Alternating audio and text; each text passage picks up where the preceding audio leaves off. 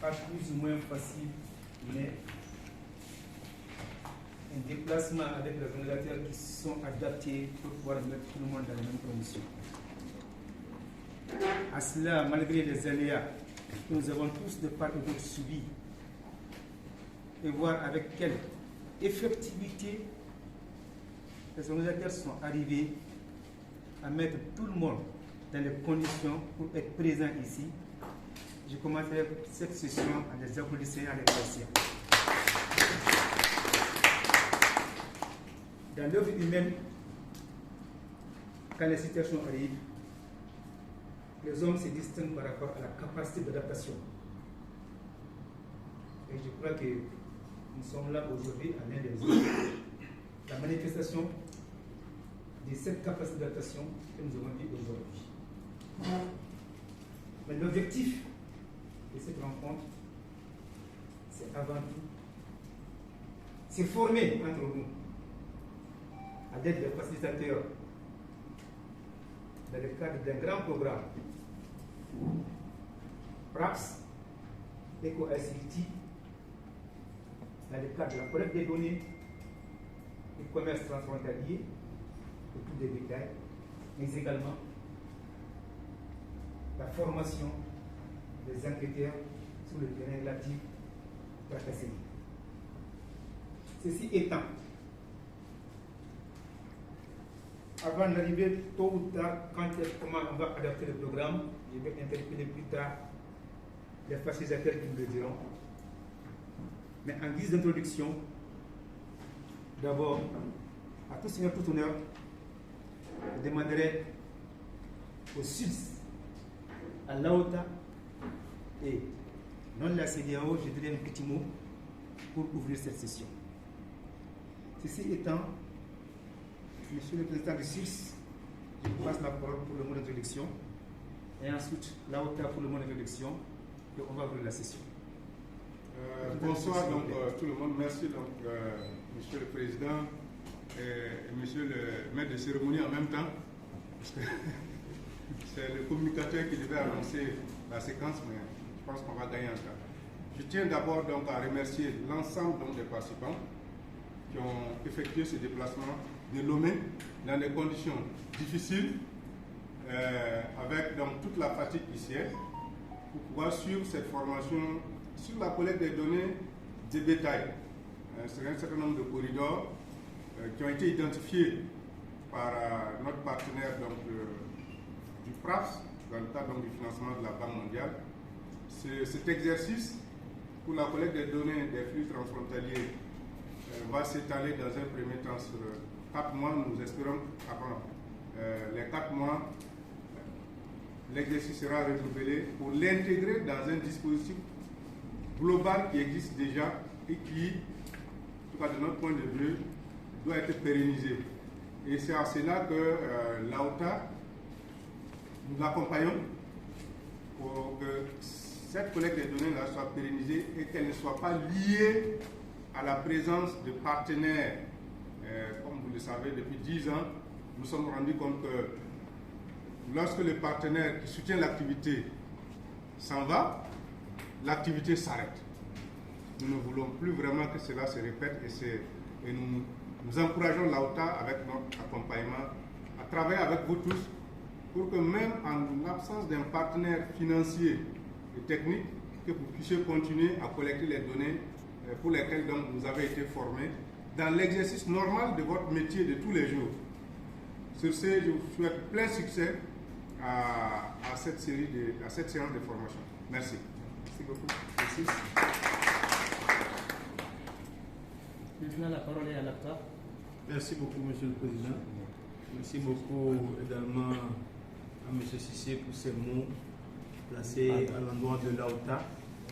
Je prends soin de saluer tout le monde pour tous les efforts qui ont été consentis pour avoir en ce jour votre présence ici à Lomé dans le cadre de la formation et qui s'inscrit toujours dans une des activités phares de l'AOTA qui est soutenue par le leadership donc, du CIS et de la CEDEAO qui est cette activité de collecte de données sur les flux transfrontaliers Et aujourd'hui, dans le cadre de cette formation, nous avons également la collecte de données sur les tracasseries routières. Je pense que l'AOTA a toujours fait de son mieux pour pouvoir mettre à disposition des données aux organisations lead telles que le CIS, la CEDEAO et également l'UMOA. Et cette reconnaissance-là de cette activité est vivement saluée au niveau de l'AOTA. Et je pense également que c'est le lieu, bien entendu, de réitérer donc cette reconnaissance des partenaires tels que CIS, CEDEAO, UMOA et autres qui appuient vraiment cette activité de l'AOTA pour que l'AOTA puisse la mener dans de bonnes conditions. Et aujourd'hui, ce partenariat qui vient renforcer le dispositif de collecte, qui est ce partenariat entre l'AOTA et l'INSA, bien entendu à travers le CILS, est vraiment salué. C'est le lieu de saluer également donc, le Health Management de l'INSA et toute l'équipe de l'INSA qui a vraiment accepté de mettre de leurs efforts pour que l'exécution du protocole d'accord AOTA-INSA commence par voir le jour de manière pratique. Et j'invite, avant de finir, tous les participants qui ont été choisis, qui ont été sélectionnés avec un grand soin. Je les invite au sérieux. J'invite chacun de vous à un très grand sérieux pour bénéficier donc de l'expertise des experts du CILS, à pouvoir mieux maîtriser l'outil EcoICBT qui va nous permettre donc de remonter des informations. Et comme l'a dit M. Cissé, être vraiment prêt à se donner corps et âme pour ce travail noble, parce que c'est un travail noble qui permet donc de montrer de manière scientifique tous les efforts que nous-mêmes acteurs nous faisons dans l'exécution de notre activité et pour permettre à ce que des décisions puissent être prises à notre faveur, à notre essor et à notre développement. C'est sur ces mots, Monsieur le Président, et que j'aimerais souhaiter plein succès au nom du président du bureau exécutif de l'AOTA et à mon nom propre, que vraiment cette formation puisse être d'une grande réussite et que vivement que l'AOTA puisse honorer donc de ses engagements dans le cadre du protocole d'accord AOTA-INSA-CILS. Merci beaucoup. Très chers collègues du CILS et très chers collègues de l'AOTA,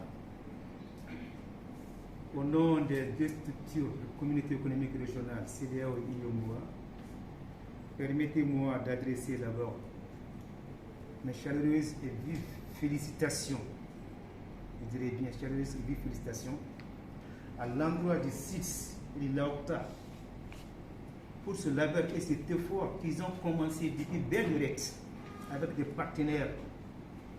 Et par la suite, nous nous trouvons aujourd'hui dans une situation que nous appelions pour le développement intégré pour la communauté dans un partenariat quadripartite. AOTA, CILS, CEDEAO, UMOA, tous ensemble dans l'esprit qu'on appelle de la collecte des données pour pouvoir valoriser le commerce interrégional, pour pouvoir quantifier le commerce interrégional, en sorte que les décisions qui seront prises, que ce soit au niveau régional, que ce soit au niveau national, soient basées sur une certaine effectivité. Notre économie, notre région, nous sommes à suffisance, tout le monde le sait, agricole, agro-silvopastorale et halieutique. Vivement souhaité avoir de l'industrie où le développement industriel prend son emploi. Mais sûr et certain, il ne se fait pas sur du néant, il se ferait sur la base de l'agro-industrie, des matières premières que nous avons. Et pour cela, il faudra réellement que nous sachions que faisons-nous et comment on quantifie, et sur la base, comment aider les acteurs économiques qui sont à la base de notre économie réellement. Les statistiques ont montré suffisamment.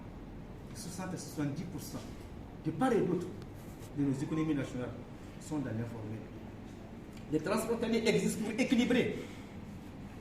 que ce soit en matière de nourriture, que ce soit en matière de bétail, pour faire en sorte que la communauté vive.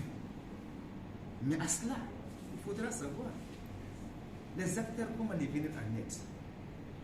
Pour venir en aide aux acteurs, il faudra d'abord les stratifier, les connaître, où sont-ils.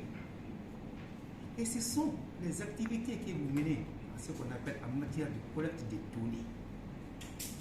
Les tracasseries qui sont là sur la base de ces transfrontaliers, que ce soit à l'intérieur, que ce soit au niveau des frontières, que cela soit identifié fondamentalement, formellement et adressé conséquemment des politiques, que ces politiques soient au niveau national, que ces politiques soient au niveau régional, de façon harmonisée pour que nous puissions réellement soutenir le développement, l'intégration régionale ou le processus de développement régional.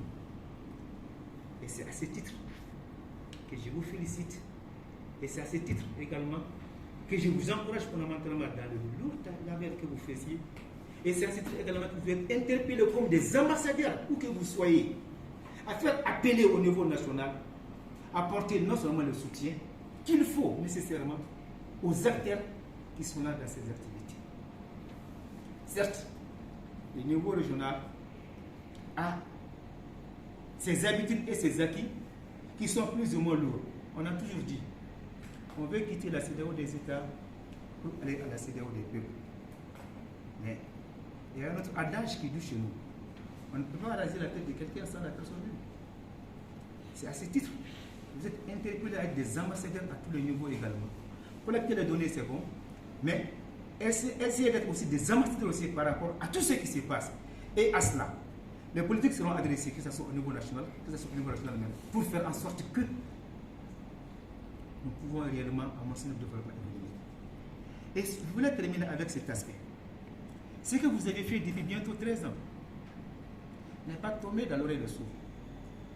C'est déjà apprécié au niveau national, c'est déjà apprécié au niveau régional, et bientôt ce sera apprécié au niveau continental. Qu'est-ce que je veux dire par là?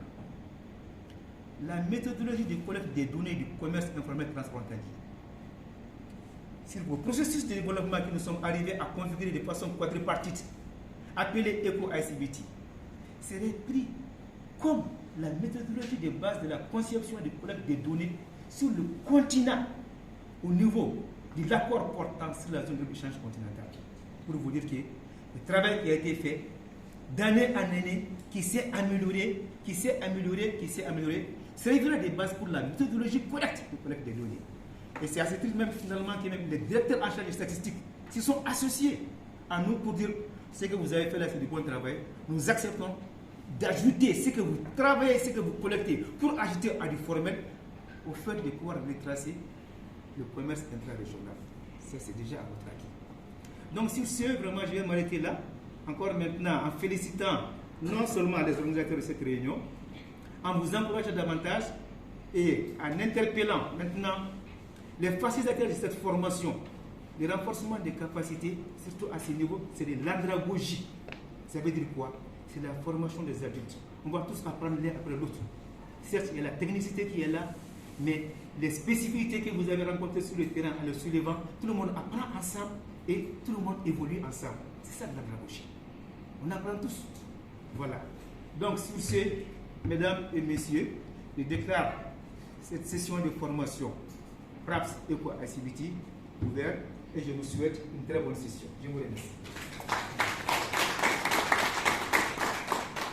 Ceci étant, M. Sissi disait effectivement, pour faire court, je n'ai pas laissé le temps pour mettre les cérémonies de nous introduire, je n'ai pas trop les protocoles dans les trucs pratiques de ce genre. Et je vais demander aux facilitateurs, M. Konombo et M. Kamp, de se présenter devant nous. Et M. Boni, qui nous entend? C'est bon, les trois. Le calendrier était fait effectivement